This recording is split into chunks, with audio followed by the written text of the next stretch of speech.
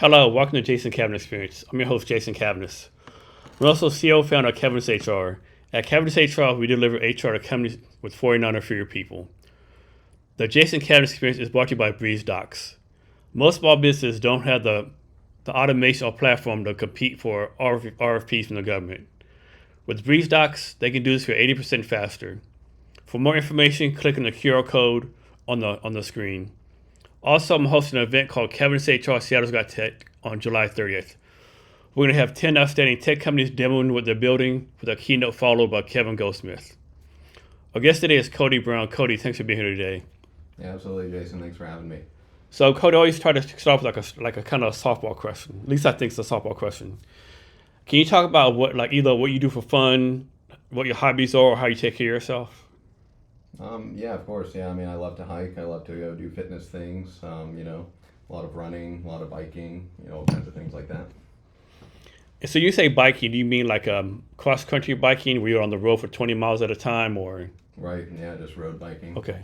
Isn't there, I don't know, they said there wasn't like something where they did like a group of people did a bike ride from here to Portland every year or something? I know they did it before COVID. Yeah, I'm not familiar with that one. Okay. Normally I'm doing it solo. Okay, what do you usually do? Drive around Seattle pretty much, or bike around Seattle? Right. Okay. And then how far do you usually run? Maybe 20 miles, somewhere around there. Okay. Hey, scoot up just a little bit more. Okay. Yeah, like that. About 20 miles Mm-hmm. per day or per week? Maybe a few times a week if I can. Okay, man. That's impressive. I get tired driving 20 miles a day. So how long you been a runner? Quite some time, probably maybe like 10 years now. Yeah. Yeah, I love running. I think it's one of those things where you can just go out the front door, just start running, and there's no real prep required or anything like that. So what is cybersecurity? Well, cybersecurity really boils down to trying to protect your digital assets and your digital footprint from the attackers. There's a lot of people out there who are interested in your business and your data, in the things that you're doing. They want to steal your money. They want to steal your information, use it for bad purposes. And so cybersecurity is just the act of trying to protect that. And should everyone be worried about that, from like an individual person on a computer to a company like Microsoft? Yeah, definitely. I mean, individuals are actually targeted quite a lot nowadays, a lot more than in the past, especially with cryptocurrency scams, romance scams, all sorts of different catfishing and sort of social engineering tactics that are out there nowadays. Businesses, of course, they have a lot more at stake typically, but individuals are targeted, at scale nowadays. It's sort of, there's even automated systems that are targeting individuals. And those scammers actually target individuals more because it's easy to get an individual hacked, and then they can use that individual computer to go after the company. Yeah, so I mean, most attacks nowadays, even attacks that affect businesses, start at the individual level. So there's a lot of social engineering that happens. They'll target maybe like the CTO of a company, or maybe some worker at a company who has access to things. They'll find out personal information about the person, use that as an entry point, and then leverage that person's access to gain access to the company. So how does someone has no knowledge about cybersecurity, how do they even know they've been hacked, right? Is sometimes the computer or? Yeah, it's a good question. So it depends upon the sophistication level of the hacker. So if somebody's very sophisticated and they really know what they're doing, and they've hacked your computer, put some very advanced malware on your computer, it's very difficult to detect that. But if if they're less sophisticated, maybe their methods are a little bit more sloppy, so it's easier to see like, hey, my computer's running slow. But a lot of times, whether or not you've been compromised is sort of apparent based on what you're losing. So a lot of times, like people, they're like, hey, I don't really know what's going on, and then they send some money somewhere, and they may not even realize at that point that they've been scammed or hacked until later. Then they can't get their money back, and that's the point they realize. So let's suppose a company gets hacked. Is there a law saying they have to let everyone know they've been hacked?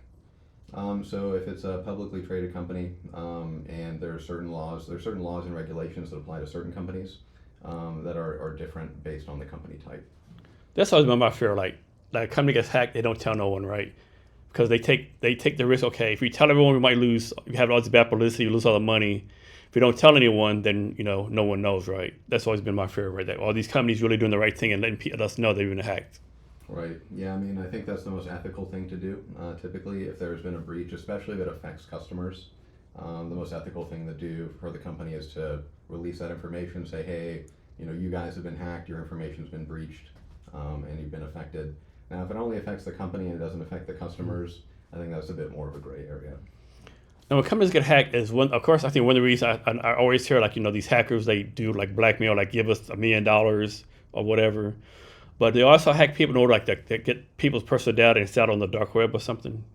Right, exactly. So a lot of times it is blackmail, like you're saying. So maybe they'll get some compromising information on somebody, or maybe they'll catfish somebody, something like that, and they'll use that information or that access to extort somebody for direct money, or they'll ransomware somebody's data, for example, like they'll lock up everybody's files on their computer, and say, hey, if you want access to your files again, you're going to have to pay us. But yeah, a lot of times, if it's at a company level, then they will. They'll do kind of similar tactics, but it's more starting at the individual level and then expanding to the company. So what's your recommendation? Let's suppose, I'll make this up. Suppose there's ABC Tone Company, they make a lot of money and they get hacked. The hackers say, give us $1 million. Do you recommend the company pay the $1 million, or they try to fight it through cybersecurity means or something else? So, we would typically like to never recommend paying the ransom if possible. But there are some cases where it's just kind of a risk decision at the company level, so they have to make that determination individually. With small businesses and medium-sized businesses especially, a lot of times a ransomware event can be the end of that company. So they may never recover from that data if they lose all of their data, all of their customer data, especially their intellectual property. They may not be able to recover, and there may be a risk decision to pay that ransom. My thought process would be like, if I pay the $1 million, what's to keep them from just doing it again, right? Right, or even releasing the data back to you. I mean, what would are you going to trust some thieves? I don't know about that. Right, yeah, and you kind of hope that's all you can really do, is hope that the hackers have some kind of integrity. It kind of sounds funny, but you hope that if they say if they demand some ransom and you pay it, you hope that they follow through and get your information back. But a lot of times they don't. In fact, we run into some ransomware that we reverse engineered, and there's actually in the code we could see the location where they could decrypt the files and give you your files back doesn't even exist. So the ransomware basically it'll steal all your files, encrypt them, and even if you paid the ransom, the attacker doesn't even have the ability to give you your files back. Man. So what else are like some common misconceptions or common mistakes as far as cybersecurity? I think one of the more common ones is thinking that it could never happen to you. So a lot of times, it's just like any other crime, a lot of times people think, oh, this is something that happens to other people, or it's, something that could never affect me, I'm not important enough. But we found over time, especially with the advent of the romance scamming and a lot of the social engineering type of attacks, that pretty much everybody is a target nowadays, regardless of how much money you have. Old people or elderly folks, they have a big problem with this as well right now. And yeah, there's pretty much nobody that's off limits. So what does it mean to hack something, right? Is it something like you just teach, like hackers just teach themselves how to do this? It's a computer class they learn, or like how does someone become a hacker and a good hacker? So I'd say that there's a few ways of thinking about it. So there is definitely the technical side of hacking, and this is where somebody is looking at software or an operating system, something like Microsoft Windows or some sort of web application or program, and they're very smart. They're looking for vulnerabilities and mistakes that the programmers made when writing that application, and then they try to write an exploit, or something that's called an exploit, which is some very specialized code that they're able to send at the program, make the program break, and then gain access to the computer that way. And that is much more sort of advanced types of hacking. That is a lot less common nowadays. Now a lot of hacking starts with social engineering. So the sort of misconception that's out there is, if you've seen the movie Hackers or some of those kind of the dramatic representations, you see somebody sitting behind a keyboard and just like typing a bunch of words, and then some magic happens, and then they gain access to a computer. That used to happen a lot in the old days because there was a lot of insecure software out there. But nowadays it's a lot harder to do that because people are much more security aware. So nowadays a lot of times it starts with some sort of clever social engineering attack where they impersonate somebody or they do some research on you, they send an email to you, make you click a link, things of that nature. So is it the software getting hacked or the actual computer getting hacked, or both? So it would start typically with the software getting hacked. But you can kind of think about Microsoft Windows or Mac OS or one of those things as software itself. So really, the computer itself and the software are sort of interchangeable. If you're running some sort of software, like for example, if you're running Google Chrome on your browser or as your browser that was very old and out of date, and you went to a website that was able to exploit Google Chrome, technically it's exploiting Google Chrome, the software, but then from there, your computer gets infected, like the Microsoft Windows or the Mac OS underneath gets the malware, and then they're able to log your keystrokes, look through your webcam, things of that nature. Yeah, people don't realize what kind of scary stuff they can do, right? Like you say, tracking keystrokes, I mean, the whole 9 yards is pretty scary. Right. Well, I mean, as soon as they gain access to your computer, sort of the sky's the limit. They can pretty much do anything that they'd want to do. They'll grab all of your passwords. So if you have saved passwords in your browser, if you have any files on your desktop, any pictures of you, or any voice recordings nowadays, they'll use those, run them through AI and clone your voice. They can use a cloned voice of you to call your phone carrier and other, service providers you might use to impersonate you and gain more access into your life. Is there an operating system that's like more hack proof? Like, is Google Chrome better than Safari or better than anything else, or they're pretty much all the same?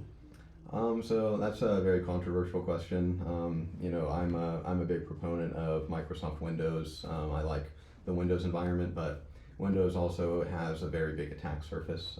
So meaning, there's a lot more people focused on hacking Windows because it's so popular.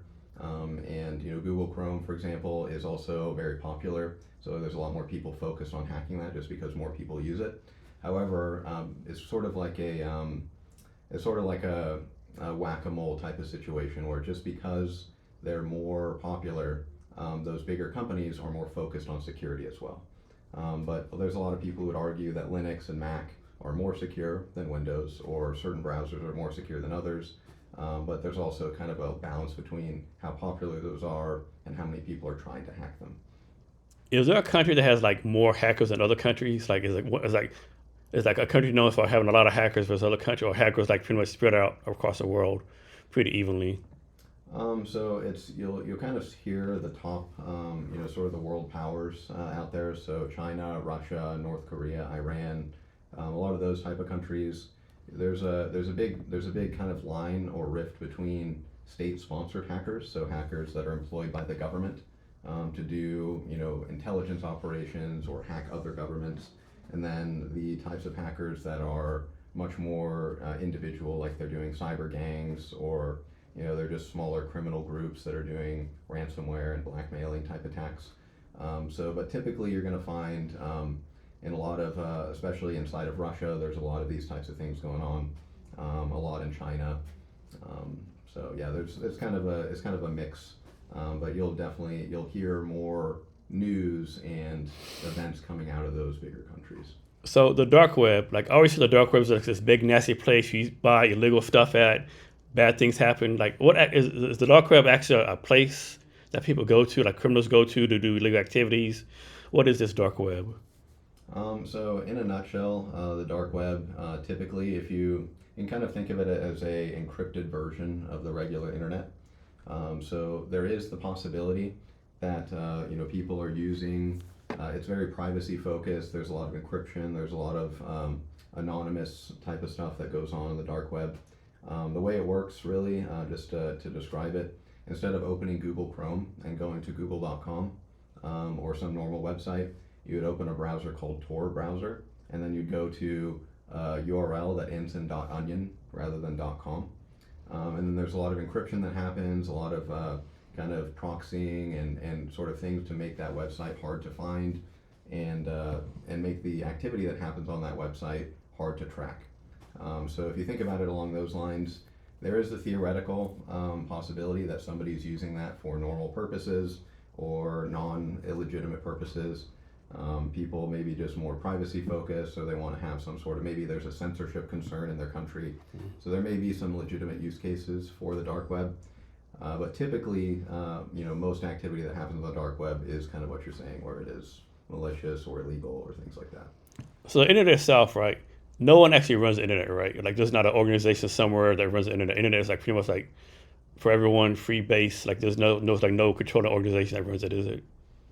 So there's the internet comes in sort of layers. So there's the infrastructure side of the internet, which is basically the physical wires, the towers, like the actual connectivity side of it. And then there are the next layer is the actual websites and the computers that are connected to those wires in that infrastructure. And the level of control and who controls those, both the infrastructure and the websites, is dependent heavily on the country that they're in. So in the United States, there's a lot more freedom around, who can host a website, what kind of content can be on that website. If you post something that's illegal by United States law, FBI and some of our law enforcement will come and stop that and track them down. But we're pretty free over here in the United States with our freedom of speech. But in a place like China, for example, there's a lot more restriction on it. So technically, there is nobody that sort of overarching runs the whole internet on the world. But on a case-by-case basis, especially in China and some of the more censored countries, it's a lot more restrictive on what can be online. So how does like stuff like VPN IP play, like preventing hacking or like being secure on the internet? Does that matter at all? A VPN? And a VPN and your IP address. Yeah, so sort of the way that works is if you have a connection to the internet, you have an IP address assigned to you that is tied to your identity in some way. So you're paying Comcast or some internet provider, and they know that you're paying them, and they know what IP address they've given to you. So when you visit a website, that website sees that your IP address tied to your name was associated with that connection.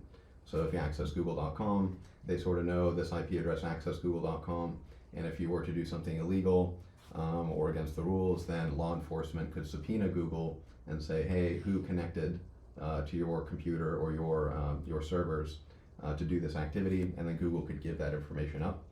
Now when you use a VPN, what's happening is it's tunneling all of your traffic through a big data center somewhere where tons and tons of other people are also sending their traffic through. So, there's one IP address that might be associated with hundreds of people. And all those people could be doing illegal things, legal things. And so when Google sees, or whatever website sees a connection from that VPN IP address, it's very difficult to associate that to one person. So you can be more anonymous that way. And it also has, so that's one side of it. And the other side of it is if it also sort of, if there's somebody sitting inside of your network or somebody that's sort of watching your internet traffic that's a bad guy. So I just kind of talked about the law enforcement or sort of the good guys case for tracking your IP address. But if there is a censorship concern or some sort of bad guy that's watching your traffic, using a VPN can also anonymize your traffic from them as well. Let's suppose you're on the internet, you went to a bunch of sites, and then you delete your history, right? Where does that stuff actually go? Like, I know it doesn't actually delete; it's stored somewhere, right, forever, right? Isn't it like stored in a data center or something? So the internet history on your browser, like on Google Chrome or something like that, is only for your convenience on your computer. So if you delete your history from your computer, that deletes the records from your computer only. But it's not going to delete the records from the websites that you visited. So if you visited illegalstuff.com and you went there, whoever owns that website, illegalstuff.com, is going to have that record, and they can do whatever they want with it. If you delete your history, maybe somebody else that looks at your computer will not see you. But it's still out there somewhere. But the website has the record, and your internet service provider could have a record of it. And you might not know this. How does it work? Suppose like you're on illegal activity. Is like law enforcement able to subpoena these companies and say, "Let me look at Jason's internet history"? Or how does that work? That's exactly it. Okay. So if illegalactivity.com is a legitimate business and they're conforming to laws, then the FBI could subpoena them and say, who visited your website, or they could ask your internet service provider like Comcast for who is Jason, what IP address does Jason have? They could say, and then they could start asking those websites, okay, this IP address, did it visit your website, and what kinds of things did they do when they were on your website? Okay. So how did you decide to start your own cybersecurity company? So, I was in the Navy for a while, and, I had a group of friends, met a lot of people there that were super smart, And so when I got out, we just sort of banded together and started a consulting company. And that's what you did in the Navy? Oh yeah, in the Navy I was doing cybersecurity as well. So I'd say, the Navy has some of the most advanced cybersecurity capabilities in the world. And so it's an unprecedented opportunity to meet very smart people in that industry. And so, with that network, you can go, you can band together and do all kinds of things. So what is, like, I saw in your bio as a term called military grade cybersecurity. What does that mean? Is that like way superior than regular civilian cybersecurity, or how does that work? So if you think about it logically, the United States military is under cyber attack from the worst threats in the world all the time. So the Russians, the Chinese, basically all of our kind of typical adversaries are constantly trying to get into Navy ships, trying to get into military infrastructure all over the place. So because of that, they're kind of have to hold themselves to a higher standard of cybersecurity in order to prevent those guys from getting in. And so basically with that knowledge and kind of with that mindset, it's more than just the knowledge of how to protect things at the highest level. It's also sort of more of you can almost think of it as a paranoid mindset. You're always thinking, once you've been in that environment, you're always thinking not necessarily just about the small fry hackers and like the small types of attacks. You're now thinking, what is the worst case scenario, because you've experienced it, and you're able to use that knowledge to protect not just individuals, but businesses, organizations, everybody. So what are we doing as far as the government or military to prevent like a quote unquote like a Pearl Harbor 911 cybersecurity attack? So the government has like huge, all sorts of different initiatives and methods and techniques. They invest a lot of money, they invest a lot of resources and time and expertise into coming up with the most advanced methods on preventing some of the worst cyber attacks out there. So for one example, is that all connected devices in the military have to go through a very strict compliance standard before they're allowed to even be connected. So you can't have, you couldn't just connect this laptop to a military network. You'd have to go through a lot of different checks and balances before it was able to be connected. Yeah. So when you started your company, like how did you get your first customer? Like, I'm sure you just can't say, hey, I'm a new cybersecurity company, trust me, right? Like, what did you have to do to prove to first customer, hey, like, what you're doing? So we kind of got started, word of mouth. So we met some people in the cryptocurrency space, and we met some people in other tech spaces. So it sort of starts with, I think a lot of sort of the initial traction of a business starts a lot with networking, and gaining that trust. So people sort of know you, they know your background, and they want to work with you because they sort of know already that you know what you're doing. And is your typical customer like an enterprise customer, small business, and does it matter what the industry is or how much money they have? So we typically will work with everybody from startups all the way to very large companies with tens of thousands of employees. And we're typically working in the fields of healthcare, finance, sort of those high target or high priority targets.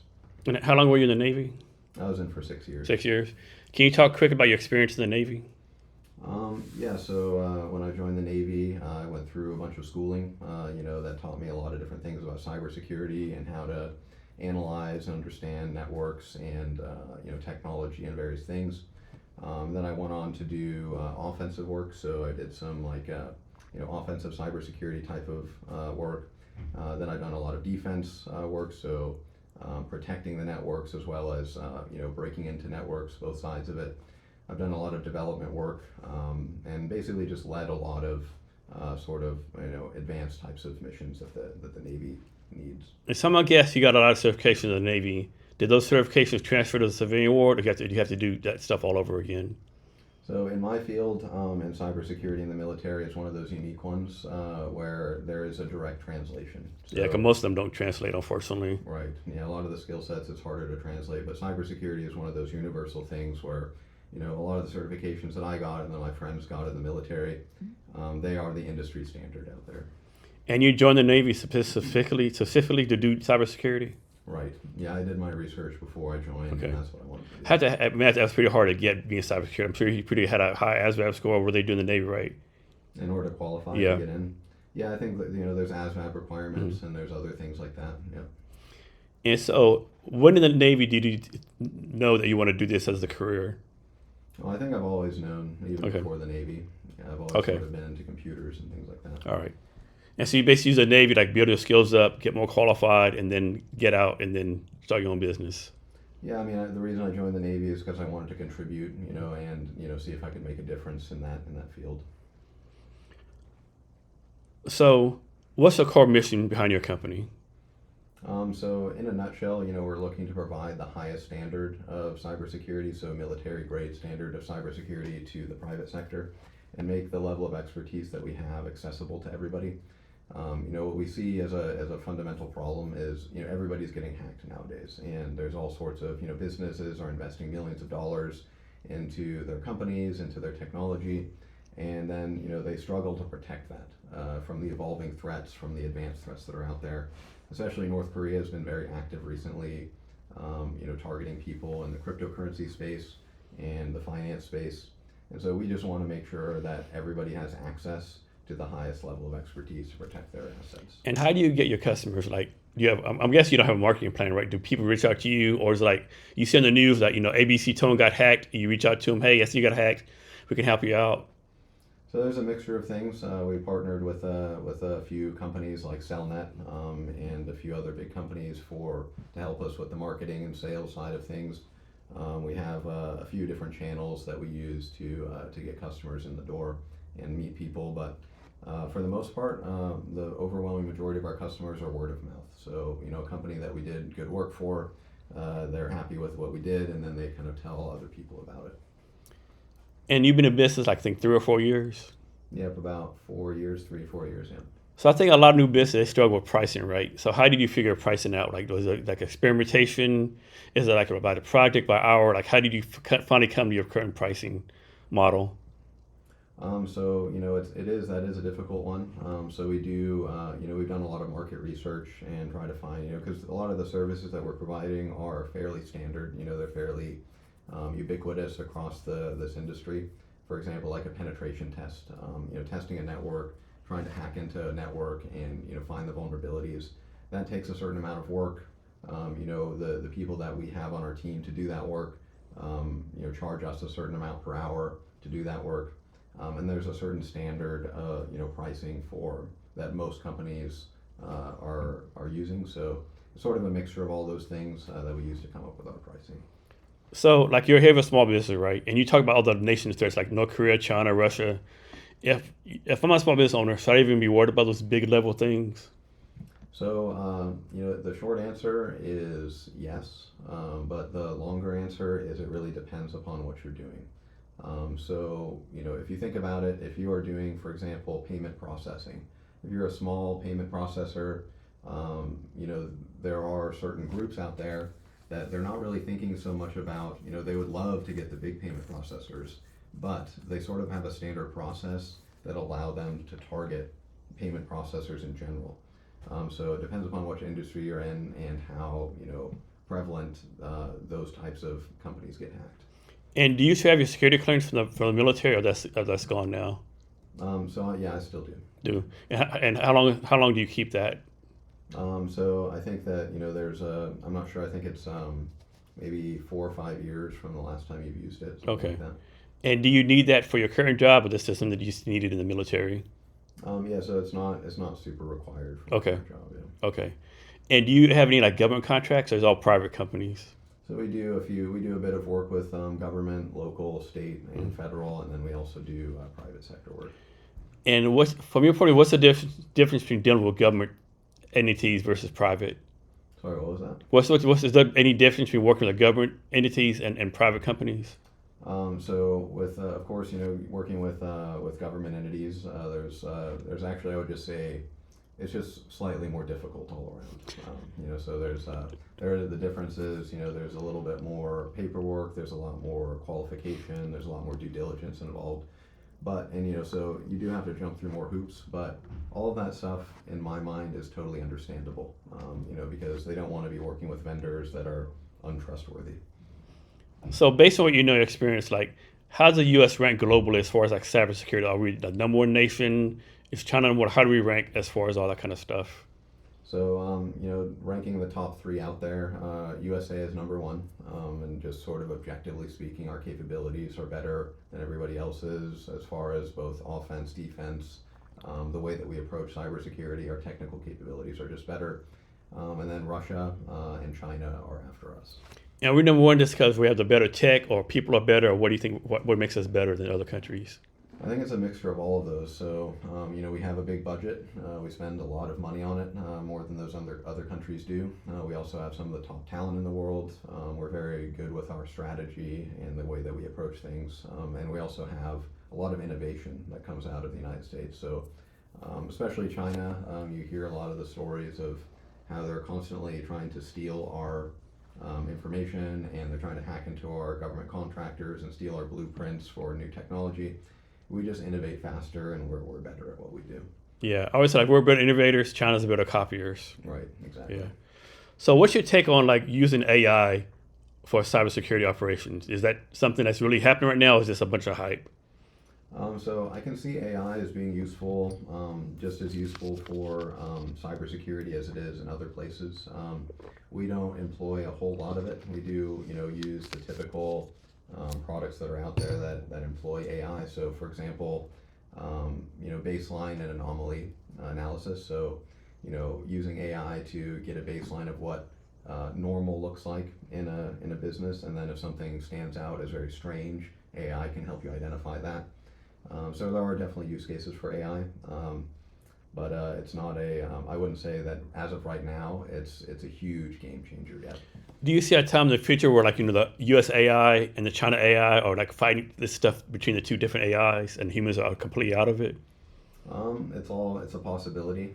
It's definitely a possibility, but I'm not. Yeah, I couldn't give you the what my vision of that would look like. Okay. So suppose you bring a company on, right? How do you explain all this technical stuff to someone who's not technical, right? How do you explain to someone what you're doing for them in layman's terms? Yeah, I mean, that's a good question. I think like a lot of our job, especially interacting with customers, is that translation piece. So trying to break down a lot of these technical things into common language like risk, and describing, what's possible, what could go wrong, what could happen, and then some very, sort of plain language ways of describing what you can do to stop those things. And then so change the subject real fast. What's something you're proud of that's not public, right? It's not on your resume, not on LinkedIn, but something you're proud of you've done in your life that you're really proud of? I'd say that, I've written a lot of very interesting tools and projects. I've built a lot of cool stuff that, I think is cool just for my own reasons, but not that maybe other people wouldn't think it's as cool. And then so far, what's been the hardest part of running your business? I think what's very difficult is just understanding things more from the business perspective rather than the technical perspective. So, my background is a lot of hands-on keyboard, building and, writing code and things of that nature. But understanding more from, profit and loss perspective, customer management, a lot of that type of stuff. So let's suppose someone just got a degree in cybersecurity, right? They've never done before in their life. What advice do you have for them to get their cybersecurity career started? So I think that, the industry certifications and a lot of the paper that demonstrates that you know what you're doing, so degrees, certifications, things of that nature, those are all helpful, and those can all sort of demonstrate to an employer that you are putting effort in, like you're doing what you can do, and you have an interest and you have the commitment to it. But there's never going to be a substitute for hands-on experience in this industry. I think right now there's a big influx of entry-level people coming into cybersecurity, especially because they're hearing that there's a lot of money in it. But there's a big deficit in sort of the experienced, very advanced, cybersecurity talent out there. So the faster you can close that gap as an entry-level person, the better. So what that might mean is taking a lower level job or something that pays less potentially, just to get that experience, because that experience is invaluable. So what's a career path for a person like that? Like an entry level job, and then 20 years later become like, I don't know, VP of cybersecurity for Microsoft? Is there like a standard career path? So in cybersecurity, there are a few decisions you sort of have to make early on. So for example, something that attracts a lot of people to cybersecurity is the idea of being a hacker or doing offensive, or doing like penetration tests and those kinds of things, red team. But the reality of that job can end up being a lot more boring than it sounds like, when you first get into it. So you kind of have to determine really early on what you enjoy doing in the industry. And the faster you can identify what you enjoy doing, the better off you're going to be. So you personally, suppose you're hiring for a position. What's your vetting process? Like, how do you prove to yourself that Jason is actually knows what he's doing? So for the most part, there's an interview process and those kinds of things, of course, but for the most part, it's fairly easy to tell, pretty quickly based on somebody's experience. If they used to work for the military doing, analyst work, or they used to be, a certain job role for a certain period of time, the certifications and a lot of what they have on paper for the resume and stuff like that doesn't matter as much as just, what they've accomplished in the past. So, typically, somebody can describe their accomplishments and describe, how things work. It's fairly easy to tell whether or not somebody sort of knows what they're talking about or not. And I'm guessing you really need a 4-year degree to get a cybersecurity job. So that's a hard question because it really depends on who's hiring you and the industry or like where you're going. 4-year degrees, I would say it's one of those things that the knowledge from the 4-year degree is often out of date and often not super helpful to the actual job itself, especially with cybersecurity that's evolving very quickly. It can give you a good foundation on technical concepts, but a lot of the time the actual knowledge you get from that degree program isn't as valuable as the industry certifications and the things that are a lot more updated and more quickly. So one person had a 4-year degree, no experience. Other person had no degree but 4 years experience in the Navy. Who would have the advantage? So from my perspective, personally, the person with the 4 years of experience in the Because Navy. he's done stuff, right? Or she's done stuff. Yeah, but at Microsoft or one of the Yeah. more bureaucratic companies, then the 4-year degree would be necessary. Yeah. So the private sector, should they be doing anything as far as like to support the national cybersecurity defense? Is there anything a small business owner can do, like help the federal government protect against hacking, or that's way above their level? Yeah, I think that the federal government is so isolated from the private sector that it's less of a concern unless they're a government contractor.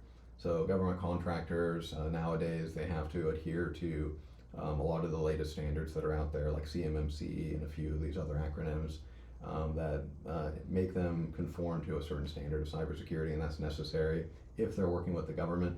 But you can speak more generally and say that cybersecurity is everybody's responsibility because it is a national security threat, and the more the bad guys have access to our businesses and hurt our economy and things like that, the worse off we are. Are there any trends in cybersecurity right now that people should know about? Any trends? Yeah. Well, I think one of the biggest ones that we see quite often is the social engineering and catfishing. So a lot of people nowadays are on dating apps, for example. A lot of people are on social media, and what we see quite a lot of is, there'll be somebody on there, and then somebody of the opposite gender, reaches out to them and says, hey, starts kind of romancing them and things like that. Then they'll start mentioning, hey, I also invest in this company here. Here if you put in a few $100 in this company, that it could be good for you, and they try to get people tricked through social engineering and especially romance. And I suppose that happens, right? And if they know it's a hack, they report to the FBI, the local law enforcement. Who do they report that to? So interestingly, it's definitely the FBI, the local law enforcement. You want to file those reports, but one that a lot of people don't think about is actually the Secret Service. Is another place to report. Yeah, I would never guess Secret Service. Yeah, they have a division for this.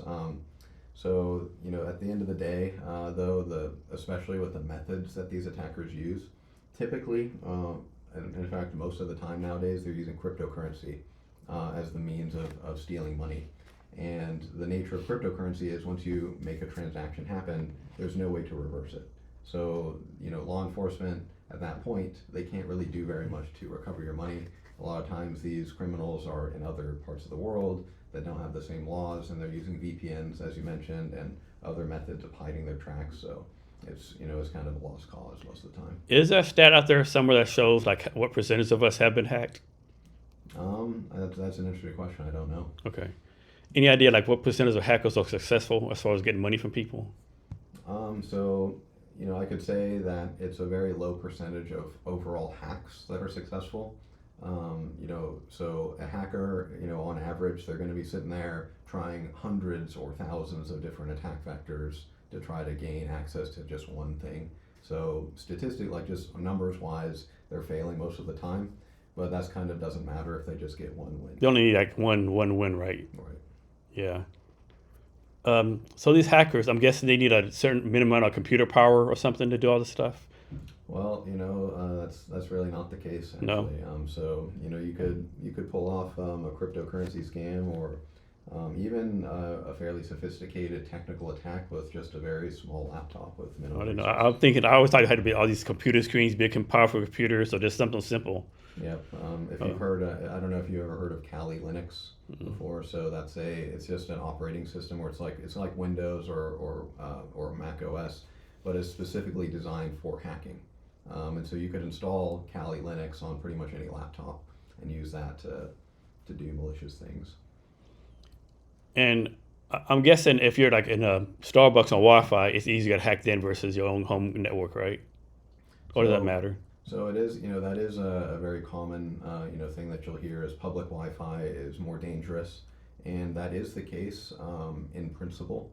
But I will say that it has gotten a lot better than it used to be. So, for example, back in the old days, you connect to the Starbucks Wi-Fi, and all of the computers that were connected to that Wi-Fi had some way of communicating with each other on that Wi-Fi. So if two guys sit next to each other, both have the laptops connected to Starbucks, there was some way that those two laptops could talk to each other. And so if one of them was a bad guy, they might be able to start doing shady things to the other guy's laptop. But nowadays, the Starbucks Wi-Fi doesn't allow that communication between the devices connected to it. So the risks there still are risks, but they're different risks and they're much lower. So what's one thing everyone should do to improve their cybersecurity? So this is the one thing, like if there's no other thing that you would take away from anything else that I say, this is the one tip that I have for everybody. Enable multi-factor authentication on all of your accounts. Multi-factor authentication, meaning the kind where you log in with your username and password to Microsoft.com or whatever the website is, and then it also requires either the Authenticator app on your phone, if you've ever seen those, or even a text message that comes into your phone with a special code that you have to type in. That is going to increase your security exponentially. And if you do that on all of your accounts, that's going to stop the majority of attacks that are going to happen against you. Now, the one caveat and the one thing that I'll say on that is if you can avoid the text message version of that and use the Authenticator app, that's the best case scenario. And I'll actually show you. So I have something right here. This is what I use. I use beyond the Authenticator app. I don't know if this is, you can see this on the camera here. But beyond the Authenticator app, I use a hardware key for my multi-factor authentication. And this is really the best thing that you can use if you're able to use it. Do password managers actually work? So password managers are great, and we definitely recommend them, but you have to make sure to protect your password manager itself. So, that would be kind of bad, right? Right. So we definitely recommend using password managers. It's much better than trying to remember tons of passwords. Or use the same one for every single thing you have. Right. Or even small variations of the same one. Because what happens is, if you maybe make an account on 50 websites, one of those websites gets hacked, and all of the passwords from the users on that website get leaked somewhere in a data breach, then the bad guys are going to see that. They're going to see your email address with a password for that website, and they're going to start trying it on all of the different websites that are out there. They're going to try to log in your Facebook, etc. So password managers are great. They're super secure. There's a company that's pretty popular called LastPass out there. We don't really recommend them, But the reason I bring them up is because LastPass themselves have been hacked a few times, and none of their customers were really affected by it. And the reason why is because the technology works in such a way that even the password manager company themselves is storing your data in an encrypted fashion to where even if a hacker gets into their stuff and steals all the people's passwords, it's still so secure that you're still safe.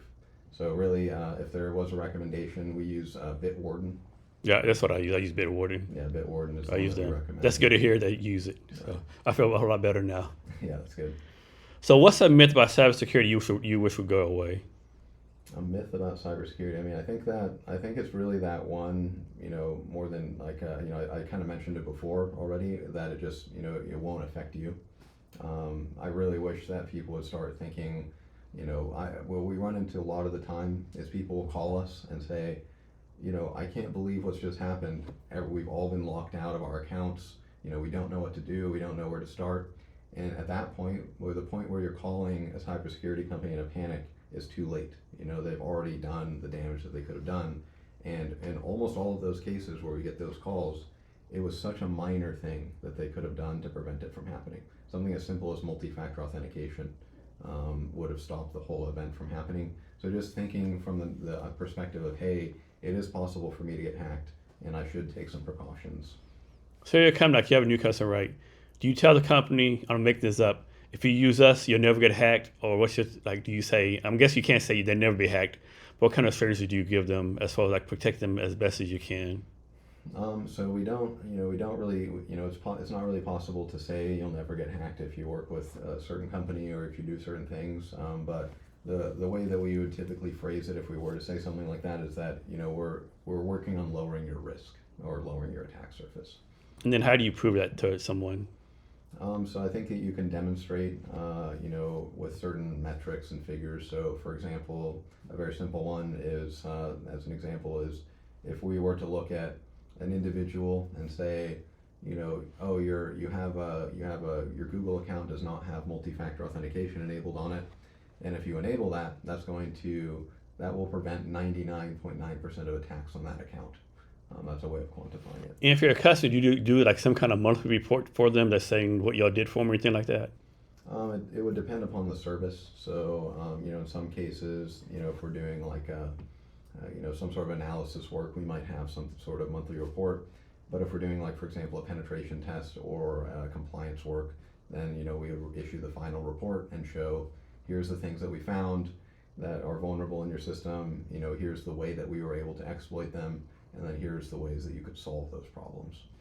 And then how does like ethics work as far as like doing offensive and defensive cybersecurity work? Does ethics play a role in there any kind of way?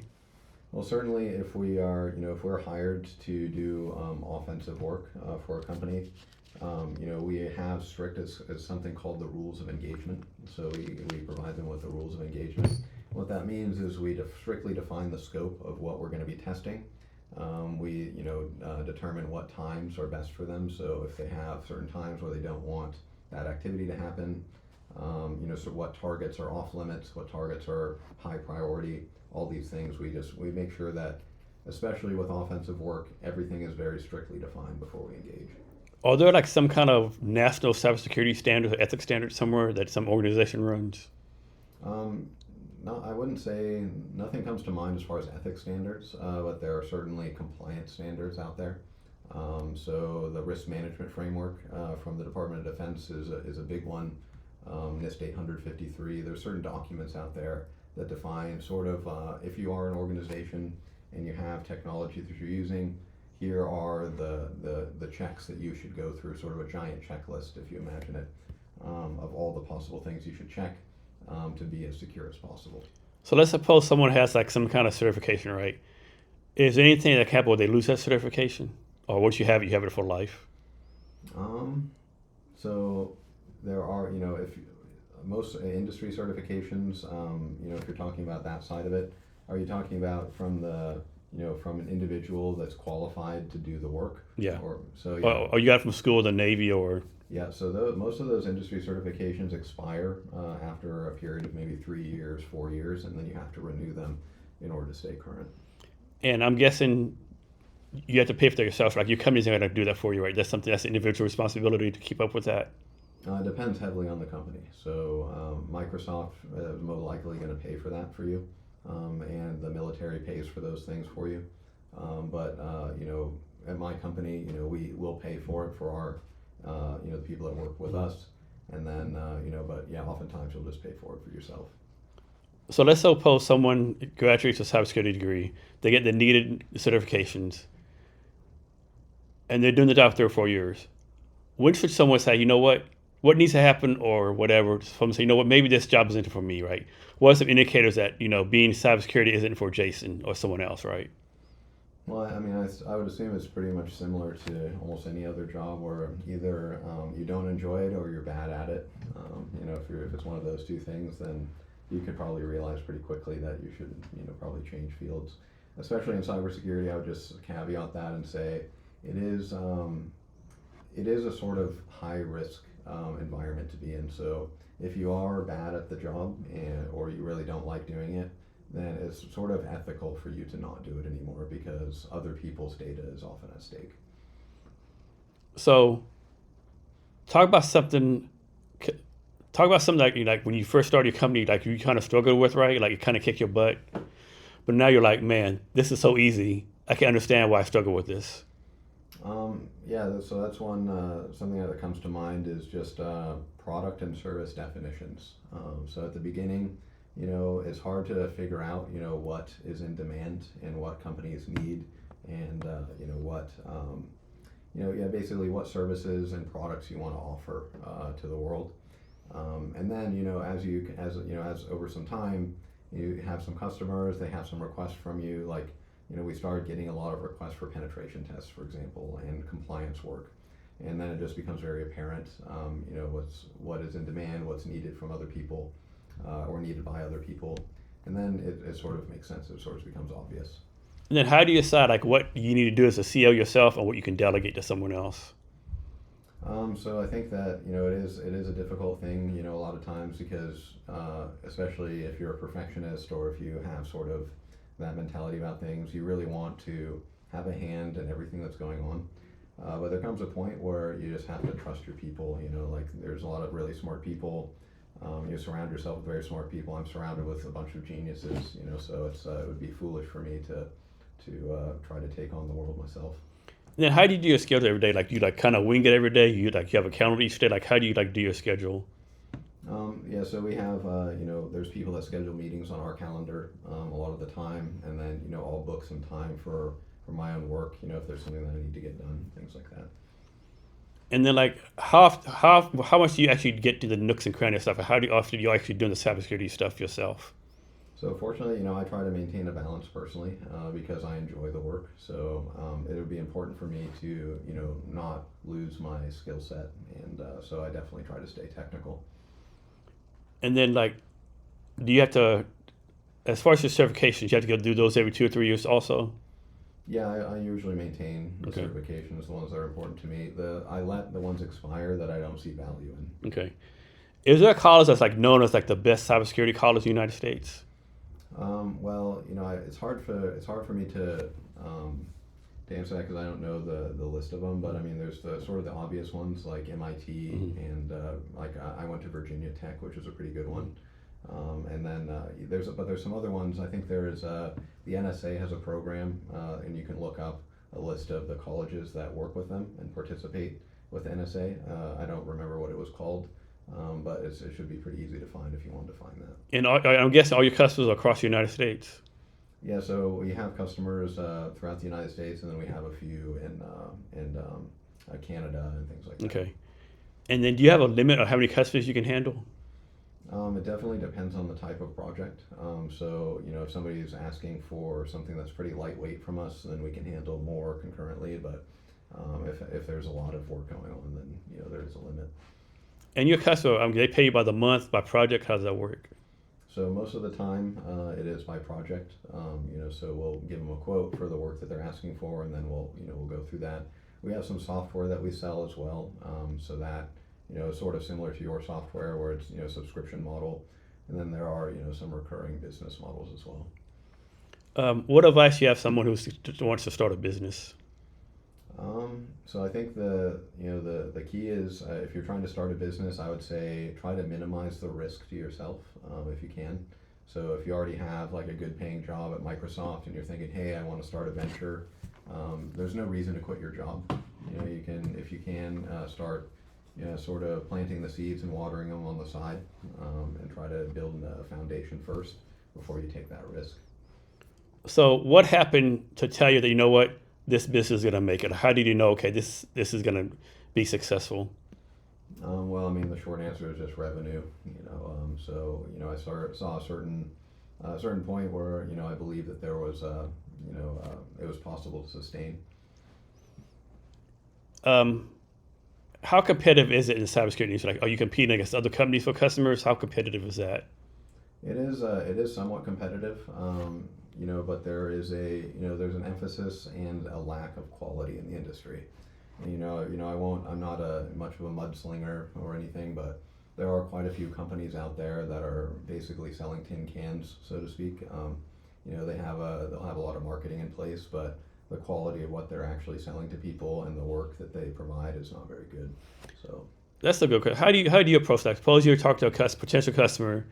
They say, you know what, Cody, I'm going to go with Jason's cybersecurity company, and you know in your mind that Jason's cyber company is like full of crap, has a lot of holes, not ethical. Like, how do you handle? Like, do you like throw them on the bus, or you just like try to make yourself look better? yeah, so we would never throw them under the bus or anything like that. We would never talk badly about any other companies that are out there, but we would just sort of emphasize without describing their product at all. Just emphasize, here are the things that we do and that we do very well. So how do you convince a potential customer to use your company?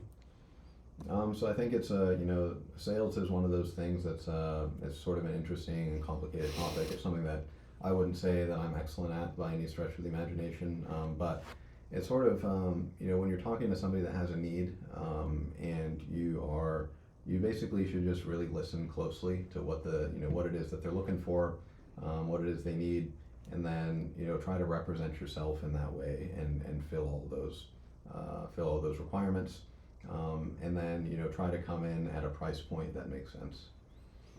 And do you ever speak at like any cybersecurity conferences? I've done a few. I've done a few of those presentations. Yeah. Okay. And so me and you met at a networking event that Sound put on. Can you talk about how networking plays into your company?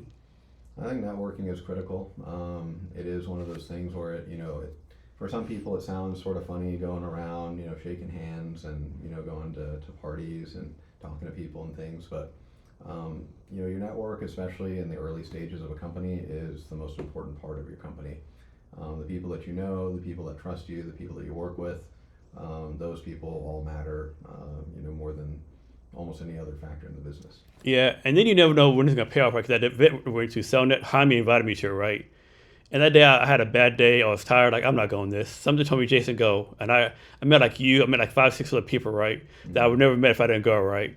And I came very close not to go because I was just tired. I was like not in a good mood. Like, man, I told you I was going. I'll just go for a few minutes. I didn't stay the whole night. It was a good time. Met a lot of great people there.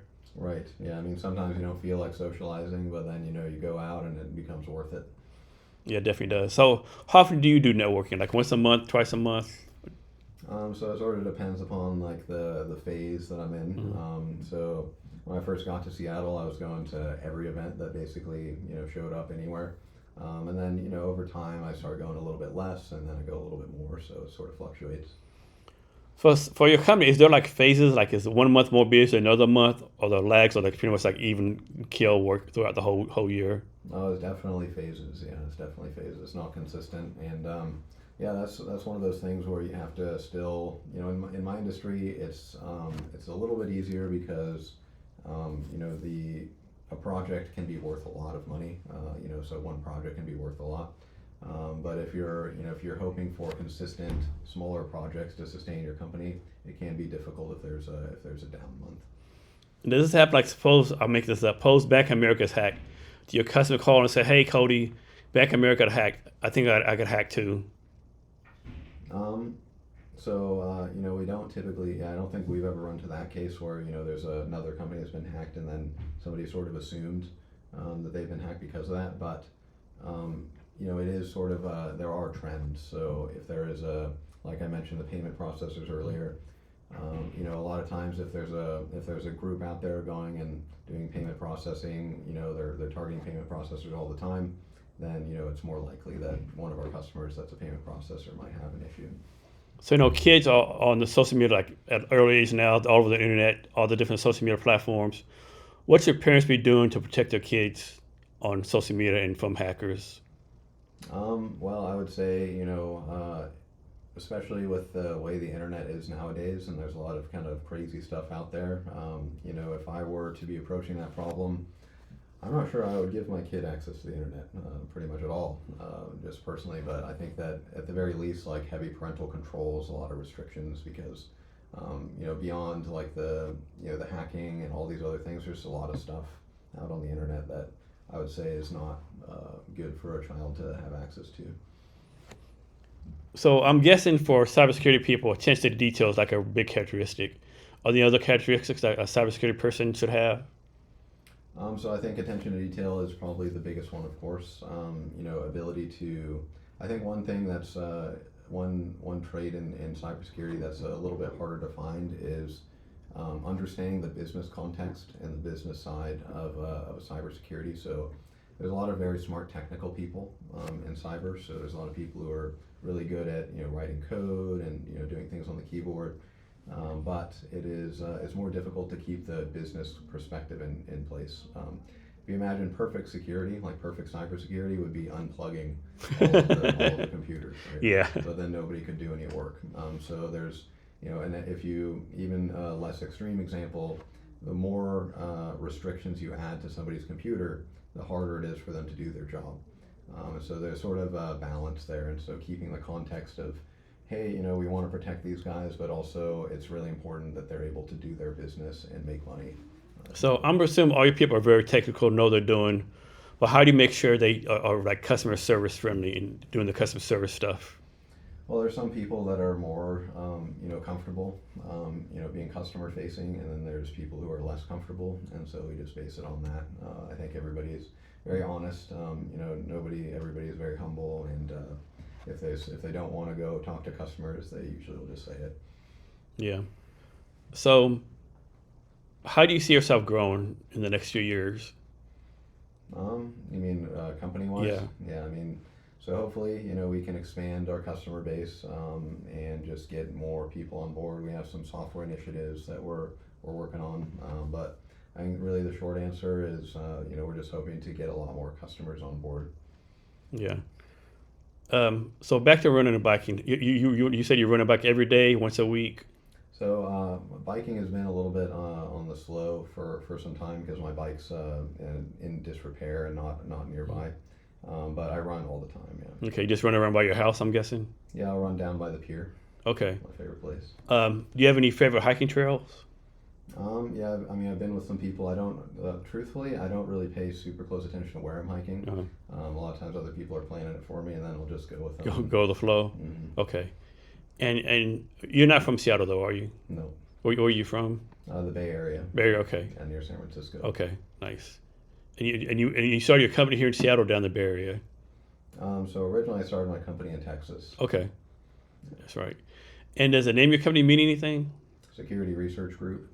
So it's sort of a mouthful, and so we normally abbreviate SRG. Mm. But I sort of see research as really the highest form of pretty much any industry. So if you think about cyber, where does innovation happen? So we're always trying to stay on the cutting edge of things. Suppose you have a customer, right, and you tell your customer, hey, you need to do these things, but they don't do it right. How does that work? Like, do you drop them because they're not doing what they need to do? Because that makes you look bad maybe if they get hacked, or how does that work? No, I mean, if we give recommendations, that's the most that we can do for somebody. If they need help implementing them, then we're happy to help a lot of the time. But there's no way for us to, kind of push or make somebody do those types of things. So when should a company, does it depend on size or revenue or something else? When should a company go from using you to hiring their own internal people? So that's a good question. I mean, I think they're, a lot of times companies, they're looking for outside consultants because they're, they've reached capacity internally on some sort of issue. So, maybe they don't have any staff internally, or maybe they have a few, but they're overworked. So that's typically the point where they're reaching out for external help in the first place.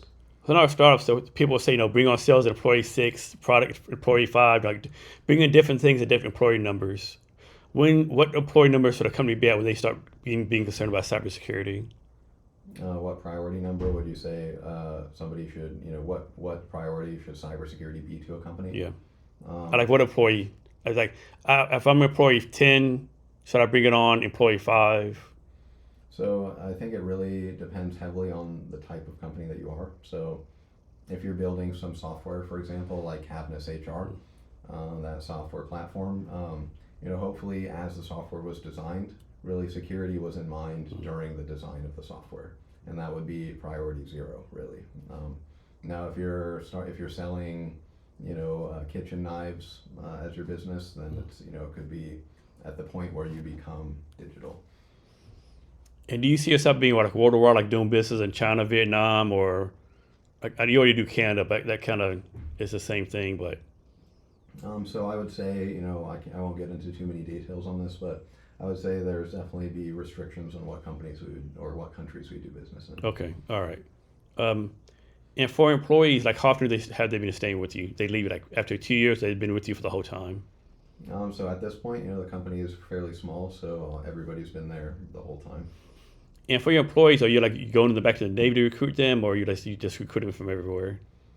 So far, we've been able to recruit just from our friend group. Okay. The people that we knew in the Navy. Okay. So you spent 6 years in the Navy. Can you talk? Where were you stationed at in the Navy? So first, I went to school in Florida, Pensacola, Florida. Then I was in Maryland, so Fort Meade, Maryland, and then I was at MC Dock in Suffolk, Virginia. Okay. And do you actually have to go on any boats for like 6 months at a time? You're all land based. No, it's funny. I was in the Navy for 6 years, and I've never seen a Navy ship in No. person. Yeah. No. Man. So was the experience in the Navy a pretty positive experience? No, I would say it was an extremely positive experience. Yeah. Yeah. And are you gonna get you have a master? You have a master's from Virginia Tech, I think, right? Yeah. So is it an advantage to get a master's in cybersecurity versus just having a regular degree? It's hard to say. I mean, when it comes to college and school, a lot of the time I would say there's not a whole lot to gain, from the more advanced degrees, I would say. But I think it's worthwhile if you have the GI Bill, for example. You might as well do it. Yeah. So I'm sure every day you have like hundreds of things to do every day. But how do you, like tomorrow, Wednesday, how do you make sure you focus on priorities 1 and 2 versus number 75? How do you keep yourself focused and work on the things you need to work on? I think, intellectually you can just sort of think about what is going to be the most high impact things, and what, a lot of times there are things that are due right now versus due next week, and sort of the typical, prioritization process. So how do you keep yourself from like falling for what's called the shiny object syndrome? Well, I wouldn't say that I'm immune to that at all, but I think the easiest way to think about it, from my perspective, is always the timeline. So if there's something that's immediate, if I'm being required to do something by the certain point and there's no way around it, those are going to be the things I focused on first, no matter what. And for your calendar, is your calendar like 1 month out, 2 months out, 1 week out? Like how far out do you plan? So my calendar is not a great example of a beautiful calendar, but mine has probably about a week, maybe 2 weeks out. Okay. And then how do you do your schedule? Right? Do you work 9 to 5 every day? You work 80 hours a week every day? Do you take weekends off? How do you do that? I would say there's no real restrictions, so maybe not the healthiest way to approach it, but I would consider a Saturday the same I would consider a Wednesday. And so a lot of people say work-life balance. Some people say you work 100 hours a day, 100 hours a week. How do you approach that? Right? Do you think there's work-life balance, or is this life, or how do you approach that? I don't consider it too much, because I just feel like there's a lot of great content in my life, both inside of work and outside of work. So, if I felt like I was, working my fingers to the bone and suffering because of it, I would probably make a change. But personally, have a good work-life balance sort of just naturally. So what do you think you'd be doing if you weren't doing this? Maybe I'd work in law enforcement. Law enforcement? Yeah, I think that would be kind of interesting. And so you said you knew you wanted to do this at an early age. Like, it was something that happened in your life that said, hey, I want to do this as a career. Like, what trigger was that? Well, ever since I was very young, I found, ways of making money and doing things online. For example, I'll give a little example of something I used to do in high school. There's a video game called RuneScape, and RuneScape is it's sort of a game where you go in there and you collect money and you're able to buy resources and do different things. The game itself wasn't super interesting to me, but I found that you could write little scripts and it would play the game for you, and then it would collect gold, and then you could sell that gold, and people would buy the gold. And I've always kind of been interested in various kind of ways of working on computers and using my skills on computers to make money or do things that are impactful. So that's kind of where it started, and then from there it was sort of inevitable that I would end up in the industry, I think. And were your parents like supportive? They're like, Cody, what are you doing? This is a waste of time. Go do something that's gonna make real money. Oh no, parents are always supportive. Mm-hmm. It's always good. So what do you see as the future of cybersecurity? Well, I think I might be biased, but I think cybersecurity is the final frontier of technology. I think that the more we can already see how reliant we are on technology, and that's only getting more and more. And if you think about it, the more reliant we are on technology for critical things, important things, the more bad actors are going to want to cause that chaos and cause problems in it. So platforms like Claude, Grok, OpenAI, how concerned should you be as far as how they protect themselves with cybersecurity? Yeah, so I would say with a lot of those AI platforms, the big concern is the type of data that people are putting into those platforms. So a lot of times people are putting very sensitive, like critical information into OpenAI or ChatGPT, and that data, you don't really know how that's being stored. You don't really know how well that's being protected, and so the more sensitive data goes into those systems, the more critical they become as targets. I'm guessing that it'll be like no one should go to OpenAI and say, OpenAI, help me solve this cybersecurity problem, right? Well, no, I mean I think that's definitely acceptable to do. It's just a matter of maybe it's not smart to put in the layout of your network and all of your passwords, and if you were to go to ChatGPT and say, here's all of our company passwords, help me make them more secure, that's probably not a smart move. But if it was something more general, like we have a Cisco router, and it has what would be the best way to configure a firewall, those kinds of things would be acceptable. And how often should someone change their passwords? So changing passwords is actually sort of an obsolete concept nowadays. So regularly changing passwords is not as important because most websites out there nowadays, they have a restriction on how many password attempts you can make. Mm-hmm. So the big thing is to have a secure password. So as long as your password is in Bitwarden, for example, secure password, then the attackers are only going to be able to try 3 times, 4 times before it locks out the account anyways. So as long as it's not easy to guess, it's probably fine. And for your company, is it a plan to be the CEO forever, or if someone came with a legitimate offer, you would consider it? I think if we got to a sustainable point, there would be a time where we might merge into another company or something along those lines. But I think for the time being, that's what it's going to look like. And is there a certain you can't say the name of customer, but is there a certain customer you're trying to get right now? There's always certain customers that we'd like to have.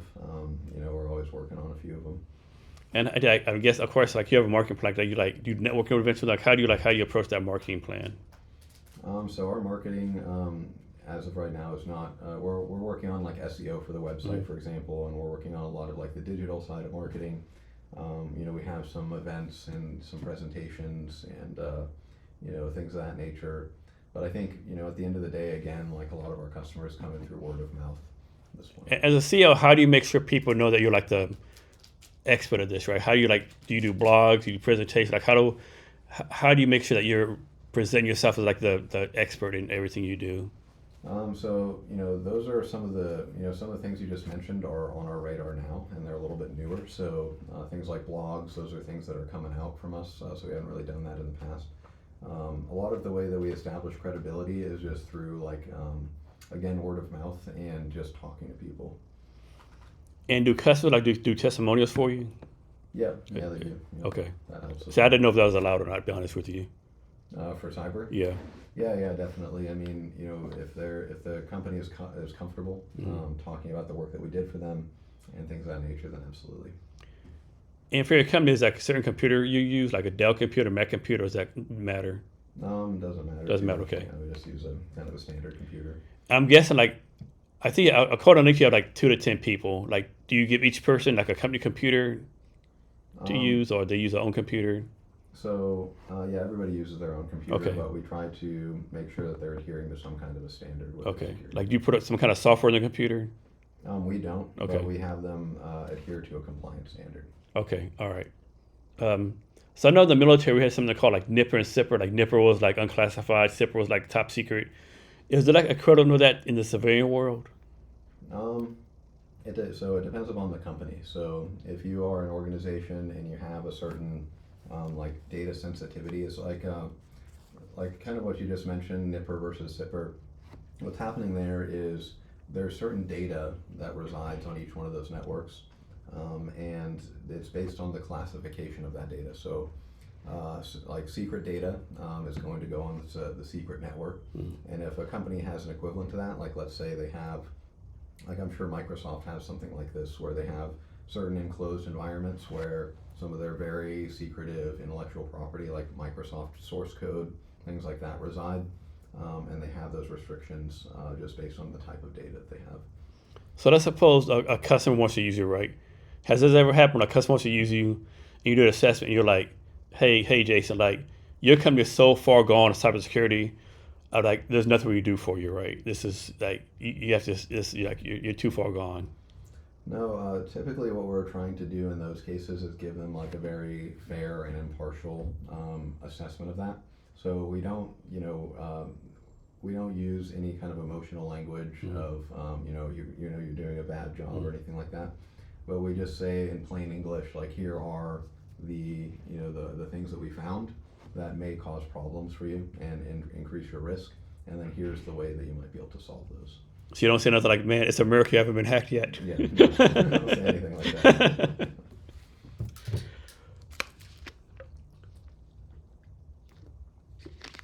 As far as the customers, like how long they usually stay with you? So we have some customers that have been around for a very long time, and then we have customers that have just used us one time for one service, and then that was it. Okay. And then, so for your companies, like how we talked about this before, but do you have like a hiring plan? Like, so as of right now, we're staffed appropriately. okay. So we don't really need, we don't have any, we're not really looking for new employees, but in the future, we're definitely going to be open to some of these things. We can see the capacity. And the CEO, how do you make sure you're taking care of your people? Like, make sure they're getting the coaching they need, the professional development they need, all that kind of stuff. So I would say, the way that we approach that is similar. Like we all sort of have a mature mindset on leadership, just because we're all, we're in the Navy at some point. So there's a lot of emphasis on those kinds of things, and paying attention to all those aspects of employment. So yeah, I think it's a joint effort, but I think we're all pretty good at it. And then how do you make sure everyone keeps up to date as far as all the technical stuff they need to do? So I mean, I think with the nature of the services that everybody sort of wants to stay up to date. Like most people, especially at our company, are very passionate about what they do. So for the most part, we don't have to do a lot of like checking on that type of stuff. But everybody has to stay certified and all that type of the typical things. So when you're hiring people, how you know like they're passionate about what they're doing, right? Because a lot of people can fake on interviews, right? A lot of people can fake on interviews, fake their resume. Like how do you know? Okay, this person is going to be passionate, like really involved with the company. Well, I think and at the end of the day, when you talk to somebody about something that they like to do or that they're good at, A lot of times they just can't, they can't stop talking about it. It's very obvious they love it. They do it outside of work. They do it on their own. They have their own projects, and they would probably be doing something like this even if they weren't getting paid for it. So yeah, it's pretty apparent a lot of the time. And so you say you do government contracts. With that, you bid on like government contracts, or how's that work? So we have in the past, gone through the bidding process. Some of the software that we sell it direct. So basically, somebody's swiping a government credit card. So there's not that bidding process, but we still have to adhere to certain standards. But I would recommend if you're looking to get into that side of things, it's a nightmare. So going through the government bidding process is very challenging, and there's a huge learning curve around it. And what can end up happening is you'll spend a lot of time writing the proposals and writing your bid, and then all that work can get wasted as soon as they don't select. I know one time I started, I'm gonna start bidding for HR stuff, and like all the bids are different. Like you might read one bid, and it's right there where they want, right? Another bid might be 20 pages long, and on page 18 it'll say what the requirements are, right? It's like there's all over the place. It seems like. Right. Yeah, and a lot of that's another aspect of it. Is a lot of the requirements from the government are super unclear. It's not even. It's kind of like you're scratching your head, like what are they even asking for here? And a lot of the times, like you got to use the language that they have listed in their proposal, their RFPs, and all these things. And again, really, I think the most frustrating part a lot of the time for people is that they'll spend all the time writing, a 10-page proposal, and there's a very small chance they get selected, and then all that time. Or you do all the work, and then you notice we're not taking proposals this time. This is for research only, right? You're like, crap. Oh yeah. You're like, are you kidding me right now? Right. Yeah, it's frustrating. Yeah, but I've heard like when you get a contract, you're first locked in because it's like you're almost guaranteed money if you can win it. But yeah. Right, exactly. It's a great place to be. I mean, the government pays its bills. The government is always is very reliable. But getting your foot in the door is very, very difficult. Yeah. So, do you have a preference between private and public, or just whoever pays the bills? I think it's hard to say. I would say that oftentimes there's a big trade-off. Oftentimes, working with the government or for the government can be a bit more exciting, just because what you're doing is sort of more high impact. And you're affecting bigger things, but working for the private sector is often like a lot smoother.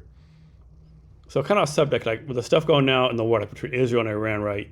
Do you ever get excited about, man, how Israel did all this stuff to Iran, like all the top secret stuff, all the stuff they did? Do you ever wonder like how they did that? I mean, truthfully, at this point in my career personally, almost nothing in cybersecurity surprises me anymore. So a lot of the techniques. Yeah, it's very interesting to see how they implemented those things, but once you hear that they've happened, it's sort of like, oh yeah, that's pretty commonplace in the arena of cyber warfare. So when did cybersecurity start? Actually, has it always been around since computers started, or is a field that started 10 years ago? Like when did cybersecurity as a career field actually start? That's a good question. It might have been before my time. But I imagine, you hear the original computers that, like Windows 95, Windows 3.1, the really old operating systems getting like I think back in the old days, like malware and viruses, they were way easier to write, way easier to proliferate, but they were a lot of times like less serious.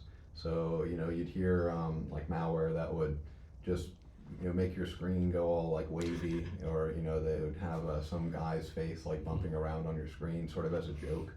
I think the first known this is something I can't quote directly, but I think one of the first known variants of malware, worms that was going around that was very popular. The guy who wrote it actually put his name in the virus, because it wasn't so much of a problem back then.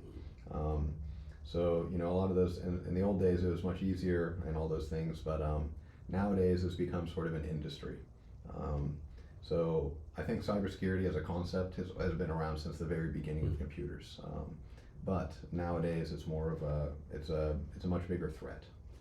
Has cybersecurity basically been the same like since the beginning, or has anything changed with cybersecurity? What's changed a lot is the level of sophistication, and sort of it's like a cops versus robbers show, if you imagine. The bad guys have the advantage always because they have unlimited time. All they're trying to do is find that one little tiny chink in the armor that allows them to do anything that they want to do, and they have effectively unlimited time and unlimited resources to find that little tiny hole. So, in response to that, there's been enormous amount of money, resources, time, people, energy put into patching every possible hole. So the bad guys have to get more sophisticated, and then the defenders have to get more sophisticated, and it just escalates more and more and more. And so at this point, like when you find a remote unauthenticated exploit for Windows or for a common piece of software like Google Chrome, like the level of sophistication and the level of expertise required to make that happen is just exponentially higher than it used to be. So I don't know if you remember this, but one of the Fast and Furious movies, there was a movie where the criminal like hacked all the electric cars like driving everywhere. Like how realistic is that, right? Like someone could just hack like all the cars, or hack like a electrical charging system, or hack electrical power grid. Well, you hope it's not too likely. With some of the electric vehicle companies out there, how secure their software is, I can't really say, firsthand. What I can say is that more than likely, if those vulnerabilities existed in the current electrical vehicles and some of the self-driving car type of things, they probably would have been found at this point. So we just hope that they don't introduce new features that are vulnerable. But it is always possible, especially with cars that can shut down remotely and self-drive and things of that nature. Again, the more we rely on technology to do things, the more possibilities there are for the bad guys. Is there like a nightmare scenario as far as cybersecurity that we should be worried about for national level? Like I don't know, I'm making this up, not on whatever. Like like the Chinese government hacks all our nuclear weapons or satellites or something like that. Like what's like a nightmare scenario? So, I mean, those are definitely nightmare scenarios, and that are theoretically possible. But something like hacking our nuclear weapons or hacking our satellites is so unlikely just because of how much we secure those. Like how they're air gapped, meaning a lot of those systems are not connected in a way that could even be accessed from China or other places. But something that is a lot more of a I wouldn't say likely, but something that's more plausible is a lot of our critical infrastructure. So things like power grid, things like water utilities, those types of systems, they run on platforms that are not necessarily secure. They're just designed to work. And so the something that's been sort of a trend for the past few years is securing what's called operational technology, which is those the logic controllers for opening water plants and valves and things like that. Yeah. So actually, with the future of cybersecurity, do you have any concerns about the future of cybersecurity? Well, I would say that I have a general concern that I think that things are not going to get better. That's what I can say. I think that overall, like with how technology evolves and how things get more and more ubiquitous everywhere. I don't think that cybersecurity is going to become less of a problem. I think it's just going to become more of a problem over time. So how do you balance like a beam between remember the thing?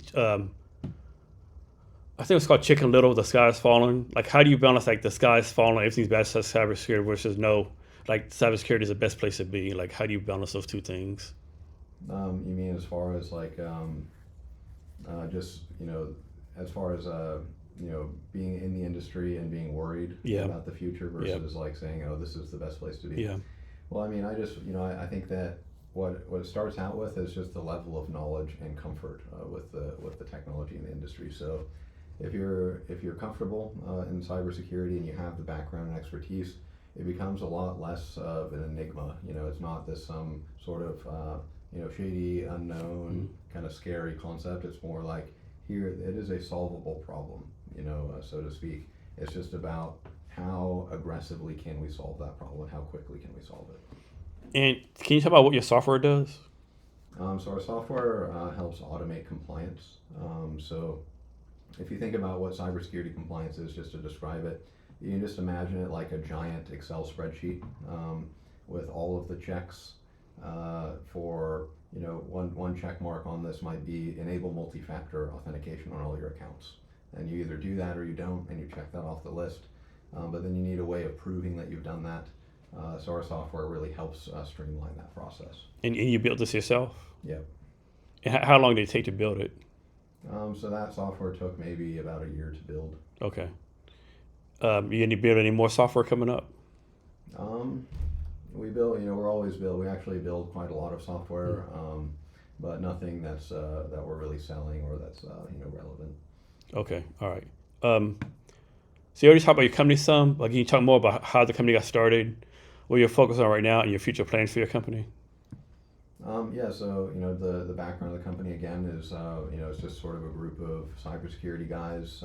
We all banded together and started a company to sort of protect the companies that we ran into. Right now we do some of the biggest things that we focus on. Actually, something that's kind of interesting is the insider threat. So that's been a big focus of ours for quite some time. We have a lot of expertise in the insider threat. And what I mean by that is sort of a unique perspective on cybersecurity where, we always think about cyber from the perspective of, here's my company, here are the things that I want to protect from the outside world, from the bad guys like China that we keep talking about. But, the other threat is the people inside the company. So sometimes you get a bad actor that works for you. We've seen something that's shown up in the news a few times recently is actually North Koreans interviewing at big companies using AI to change their face, or having somebody in the United States interview on their behalf, and then just set up a computer somewhere in like Texas or something like that, and they remote into the computer in Texas from North Korea and work at Microsoft or work at one of the big companies out there, pretending to be an American worker. And there's a lot of these, but it could just be a disgruntled employee.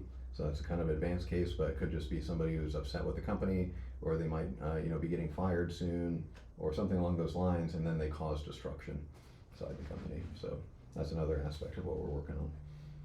And how can people reach out to you? So the easiest way is just to go to securityresearch.us and reach out on our contact form or on LinkedIn, from where this podcast is being posted, or email Cody at securityresearch.us. And can you give us any advice on wisdom or anything you want to talk about? On what was that? Can you give us any advice or wisdom or anything you want to talk about? Well, the advice again, I'll just emphasize it the last time is if you don't have multi-factor authentication enabled on your accounts, definitely just go and do that right now. Just close the window, go enable multi-factor, and that'll make me happy and make you more secure. Cody, thanks for your time today. Really appreciate it. Yeah, you too, Jason. Thanks a lot for having me. And to our listeners, thank you for your time as well. Remember to be great every day.